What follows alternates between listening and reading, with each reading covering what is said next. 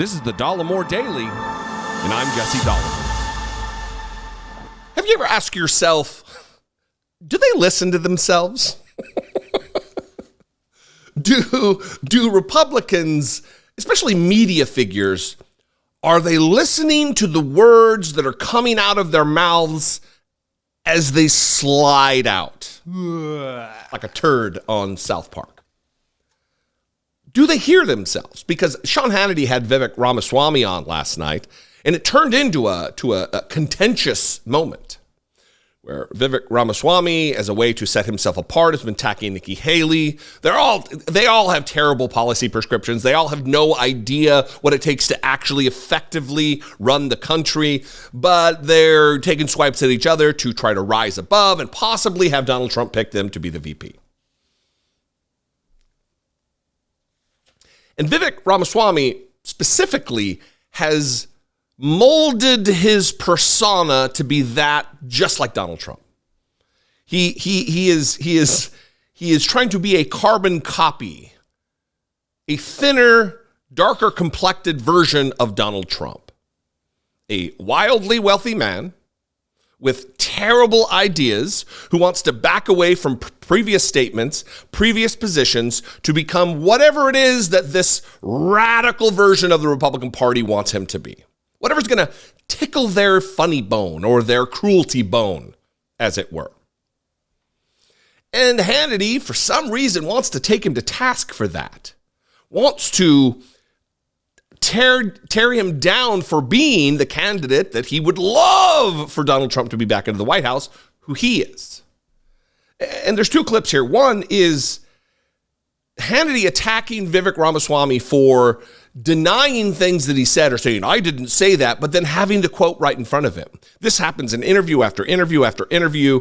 And apparently now, Hannity's off the Vivek Ramaswamy train, and he's going to attack him for this thing that he does all the time. Watch this, and then we'll play another clip where it really just devolves into chaos. I was a little surprised. I know you were on with Tucker, and I'm open to anybody's opinion, but you kind of, what you're doing here is saying about Nikki Haley is you're saying that her concern for Israel is driven by financial and a corrupting influence, and your explanation that this disproportionate focus on rape, kidnapping, and murder of the Jewish people in this attack, and that and your quote, that there are frankly financial and corrupting influences that lead them exactly to speak the way they do. Sean, that is a shameful mischaracterization when I'm talking about Azerbaijan. Stop right now. And I'll Armenia. read the exact tweet. You do this in every single interview. You say stuff and then you deny it. You deny your own words. So, why don't you just own what you say and stand by it and stop playing these games? I am owning what I say, Sean. Well, I'm just telling you what you say. I am owning what I say. Well, I'm telling you, you're a smart people can watch guy. that I would Tucker assume interview you remember on Twitter what you and say. X anytime they want. Yeah, I absolutely do. And so, Sean, maybe we have a debate that we need to have in our party. What's happening in Azerbaijan and Armenia was a separate discussion that I had, and I do believe that it is shameful that Azerbaijan is getting away with what they are because they have a powerful lobby in the U.S. But it is shameful to extrapolate that to the comments in Israel, where, to be honest, I have been crystal clear that what's happened is barbaric. It is medieval. It is wrong. And Israel absolutely said this since day one, say it now, has the right to defend itself to the fullest extent. Where I differ from other candidates in this field is that I also believe that this is Israel's decision to make. The U.S. should stand with Israel. But we need to be very careful not to enter a broader regional war in the Middle East. I have not heard a single Republican, Vivek, I've not heard a single Republican call for that. But I really want an explanation here. I want an explanation to the. Disagree with you. Can I finish? You do this in every single interview. You say stuff and then you deny it. You deny your own words. Why don't you just own what you say? I wonder who else that could be said to.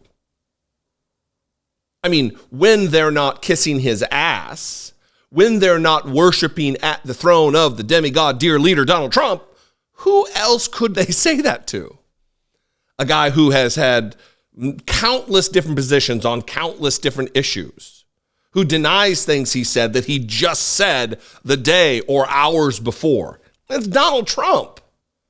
So if you hate that about Vivek, who is modeling himself after Donald Trump, then you got to bring it full circle. Don't be so fucking obtuse, Sean Hannity.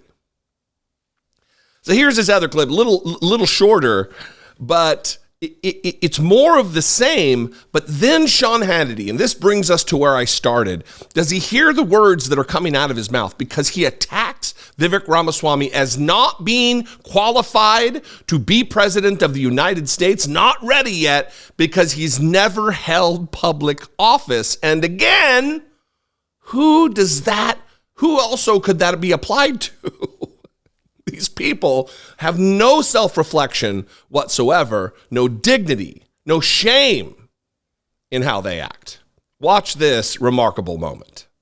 One of the things I loved about that interview with Tucker, was we were actually able to have a thoughtful conversation and go deep into issues rather than this kind of political gotcha. The point is this. Good. You should watch the actual interview for what I actually interviews. Said. Yeah, I have nothing but nice things to say, but here's your problem. People should watch it. You go on these shows, people quote your exact words, and you deny your own words.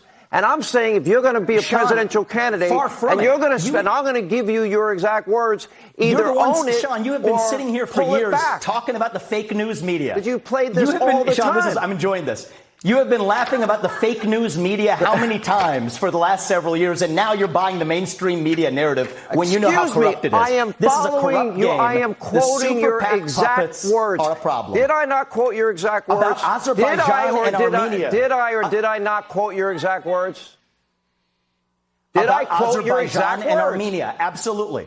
Thank you. About Azerbaijan, yes, you did. Time to go. About a different topic, Azerbaijan, where people should actually get their own information rather than filter through centralized media. I think it's asinine to think somebody that worked in the defense industry should not be qualified to be president. I think people that never held public office, like you, they're not qualified to be president. Anyway, we'll come back. We'll continue. Secretary of State, former Secretary of State Condoleezza Rice, her first TV interview since Saturday's terrorist attack. Straight ahead. Wow. I think people who have never held public office like you and like Donald Trump, maybe they're not qualified to be president. The slings and arrows being slung by Sean Hannity at Vivek Ramaswamy that are noticeably absent directed in the way of Donald Trump.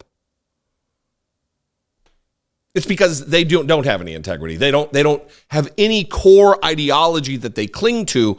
All it is picking winners and losers, and Donald Trump is their guy.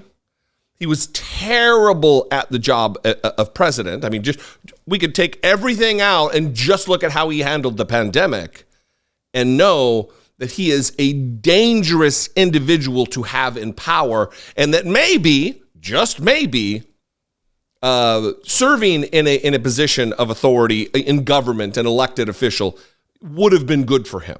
You start at like a municipal position first before you jump right to president, and the same goes for Vivek Ramaswamy. So, look, I don't necessarily agree that it disqualifies you, but you certainly need to have some semblance of consistency with your views, which is something Vivek Ramaswamy does not have and something Donald Trump does not have. What do you think? I'd love to know. You can call, leave me a brief voicemail, 714-576-4054. Keep the voicemails brief. You can also email me as long as you want, daily@dollemore.com. Thanks for joining me today. If you are in a position to help support my work and I bring you value, those two things have to kind of come together in convergence, liking what I do and also being in a financial position to be able to throw away $2 a month. It's not necessarily throwing it away, but it's, I just don't want people who are out there on a fixed income feeling pressure to support the work. Do not.